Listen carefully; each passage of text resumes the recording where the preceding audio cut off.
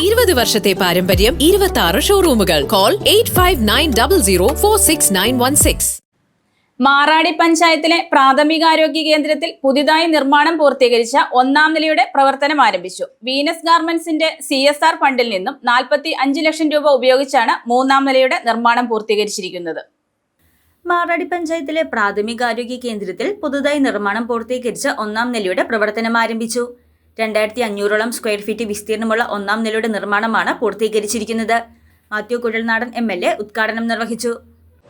ഈ പഞ്ചായത്തിലെ ഏറ്റവും സാധാരണക്കാരായിട്ടുള്ളവർക്ക് ഉള്ള ഒരു ആനുകൂല്യമാണ് ഒരു മികച്ച ആരോഗ്യ കേന്ദ്രം നിർമ്മിക്കാൻ കഴിയുക എന്നുള്ളത്. നമ്മൾ ആർക്കെങ്കിലും ഇൻഡിവിജ്വലി കൊടുക്കുന്ന ബെനിഫിറ്റിനേക്കാൾ ഇനി എത്രയോ കാലം, ഒരുപക്ഷെ തലമുറകൾ നിലനിൽക്കാൻ കഴിയുന്ന ഒരു ഫെസിലിറ്റിയാണ് അദ്ദേഹം എന്നിവിടെ ശ്രദ്ധിച്ചിട്ടുള്ളത്.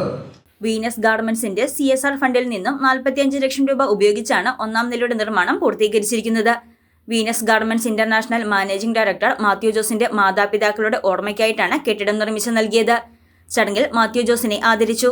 പഞ്ചായത്ത് പ്രസിഡന്റ് OP ബേബി അധ്യക്ഷത വഹിച്ച ചടങ്ങിൽ ആരോഗ്യ വിദ്യാഭ്യാസ standing committee chairman Biju Kuriakose, vice president Aji Saju, PP Jolly, Jisha Jijo, block panchayat അംഗം Bini Shaimon, medical officer doctor Kamaljith, Shiny Murali, Sarla Raman Nair, Ratheesh Changalimattam, Shiji Manoj, Jibi Mannathookkaran, Siji Shamon, Bindu George, Jaise John, വിവിധ രാഷ്ട്രീയ പാർട്ടി പ്രതിനിധികളായ Sabu John, MN Murali, Tommy Palamala, Mansoor PH, Benny ഐബ്, സന്തോഷ് PS തുടങ്ങിയവർ പ്രസംഗിച്ചു.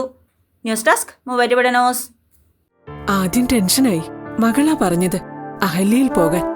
അഹല്യയ്ക്ക് 30 വർഷത്തെ പാരമ്പര്യവും വിശ്വസ്തതയുമുണ്ട്. അഹല്യയിലെ വിദഗ്ധരായ ഡോക്ടർമാരുടെ ചികിത്സ കൊണ്ട് എനിക്ക് എന്റെ കാഴ്ചശക്തി പൂർണ്ണമായും തിരിച്ചു കിട്ടി. ഇപ്പൊ എനിക്ക് ഈസിയായി വായിക്കാം. നേത്ര സംരക്ഷണത്തിന് നമ്മുടെ Ahalya. Ahalya foundation eye hospital, കേരളത്തിൽ എല്ലായിടത്തും.